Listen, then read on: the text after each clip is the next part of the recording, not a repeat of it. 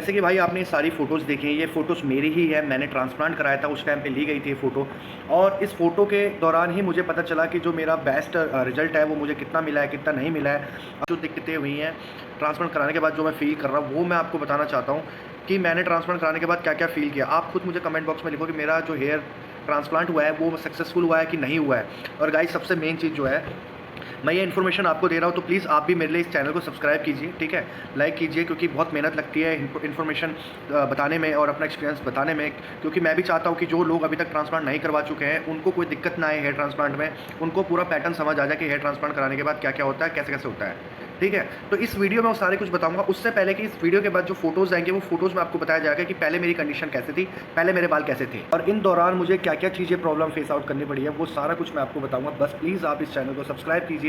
Again बोलता हूँ, subscribe कीजिए, उसमें कोई दिक्कत वाली बात नहीं है, मैं पूरी इन्फॉर्मेशन आपको बताऊँगा। भाई जो मेरा हेयर ट्रांसप्लांट हुआ है, वो 3200 ग्राफ का हुआ है। जो हमारे बाल होते हैं, हमारे सर पे लाखों बाल होते हैं, एक ग्राफ में 3 से 4 बाल होते हैं, किसी-किसी के 2 भी होते हैं, किसी-किसी के 1 भी होते हैं। वो पर्सन टू पर्सन डिपेंड करता है। जैसे कि मेरे आप बाल देख रहे हैं, ये बाल बहुत हैवी है, कर्ली है, तो मीन्स कि मेरा जो ग्राफ है उसमें 3 से 4 बाल आते ही आते हैं और मैंने 3200 ग्राफ लगाए हैं, ठीक है? तो आपके जो बाल हैं, आप खुद पता कर सकते हो कि आपको ट्रांसप्लांट कराने में कितना रिज़ल्ट मिलेगा, कितना नहीं मिलेगा। ये खुद से आप पता कर सकते हैं। उसके लिए आपको क्या करना होगा कि आपको खुद अपने बालों को देखना होगा कि आपके बालों की ग्रोथ कितनी है, आपका नंबर ऑफ ग्राफ कितना चाहिए आपको। क्योंकि कई लोगों के क्या है कि बालों की जो मतलब जो बाल झड़ गए हैं उनके, किसी-किसी के यहाँ तक होते हैं, किसी-किसी के यहाँ तक होते हैं। तो आपके बाल कितने गायब हो चुके हैं? आपका क्या क्राउन एरिया तक, मतलब जो बीचों-बीच में होता है, क्या वहाँ तक बाल चले गए? अगर वहाँ तक बाल चले गए तो आपके बालों का जो एक मोटाई होती है, मतलब एक तरीके से जो थिकनेस होती है वो ज़्यादा होनी चाहिए, ठीक है? बट बालों की जो पीछे से ग्रोथ होती है वो भी अच्छी होनी चाहिए। जैसे मेरी ग्रोथ है बालों की, बहुत अच्छी ग्रोथ है मेरे बालों की, तो मेरे को रिज़ल्ट भी अच्छा मिला है। तो गाइज़ ये सबसे मेन चीज़ होता है जो हेयर ट्रांसप्लांट कराते टाइम आपको ध्यान रखना चाहिए। डॉक्टर भी इसी चीज़ का ध्यान रखता है कि बंदे के जो सर पे बाल है, भाई वो बालों की क्वालिटी कैसी है? उस क्वालिटी के अकॉर्डिंग ही जज किया जाता है आपके ट्रांसप्लांट का रिज़ल्ट।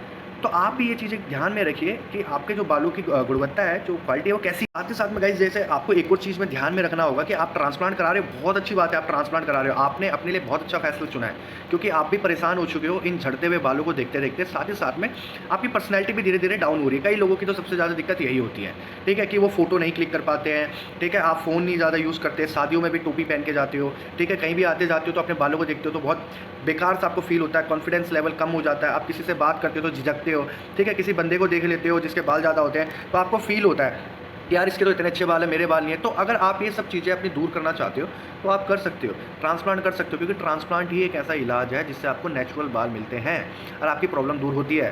साथ ही साथ में अगर आप ट्रांसप्लांट कराते हो तो उसमें ये फ़ायदा मिलता है कि आपके बाल नहीं झड़ते हैं, क्योंकि हमारे जो पीछे वाले बाल होते हैं कभी ज़िंदगी में नहीं झड़ते, चाहे कुछ। तो जैसे कि पीछे वाले जो बाल होते हैं हमारे कभी नहीं झड़ते हैं, तो उसको ध्यान में रखते हुए आप ट्रांसप्लांट कराओ तो एक ही बार कराओ, ताकि आपके ट्रांसप्लांट होने के बाद आपको दोबारा ट्रांसप्लांट ना कराना पड़े, आपके बालों में दिक्कत ना होए। और ये तभी हो सकता है गाइस, मैं फिर से बता रहा हूँ, ये तभी हो सकता है जब आप एक अच्छे क्लिनिक से हेयर ट्रांसप्लांट कराते हो, क्योंकि यहाँ पर क्लिनिक का बहुत मैटर है। अगर क्लिनिक अच्छा होगा तो आपके जो ग्राफ होते हैं, ग्राफ निकालते टाइम चिमटी से भी निकाले जाते हैं ग्राफ और डाले भी जाते हैं। इनकी कुछ कुछ जो डॉक्टर होते हैं इनके इक्विपमेंट होते हैं, उसी से मतलब आपके ट्रांसप्लांट कराते टाइम आपके डोनर एरिया से बाल निकाले जाते हैं, मशीन होती है वो अंदर जाती है बाहर निकालती है। तो कई लोगों का हाथ साफ नहीं होता है, एक्सपीरियंस नहीं होता है, वो आपके ग्राफ कर देते हैं ख़राब।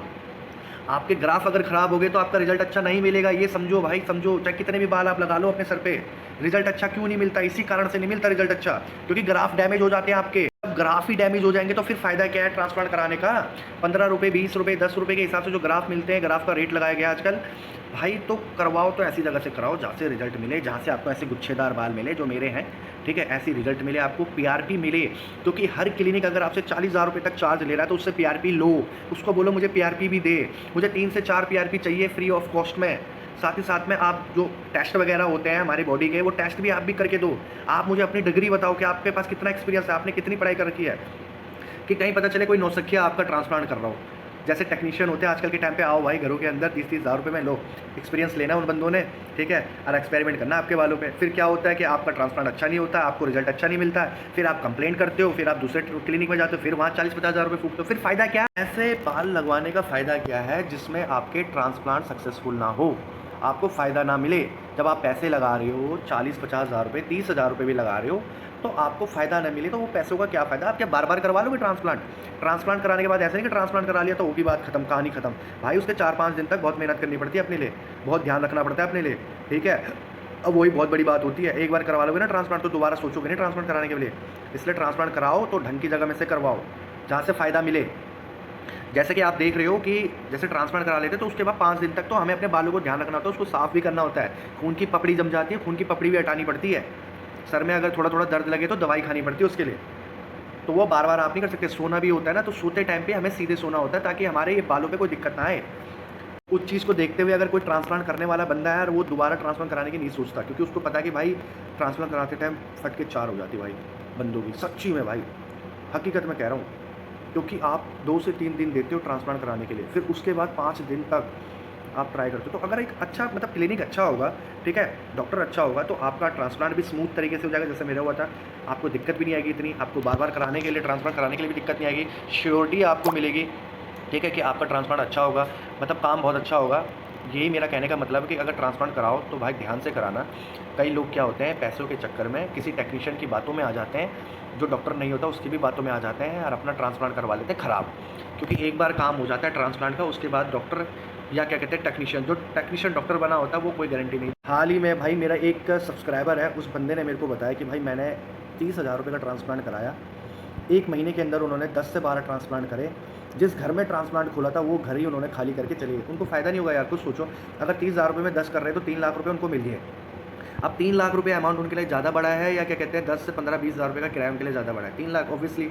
अब 3 लाख रुपये में उन्होंने क्या करा, जैसे कोई महाराष्ट्र का होगा, गुजरात का होगा, केरल का होगा, दिल्ली का हो, जहाँ मर्जी का हो यार, वो बंदे वहाँ से शिफ्ट करके कहीं और चले जाएंगे। तो मेन मुद्दा यही है कि अगर ट्रांसप्लांट कराओ तो ऐसी जगह से कराओ जहाँ से सर्टिफाइड डॉक्टर हो, डॉक्टर के पास एक्सपीरियंस हो, नॉलेज हो, डिग्री हो, नंबर ऑफ़ पेशेंट हो जिन्होंने ट्रांसप्लांट करवाया है।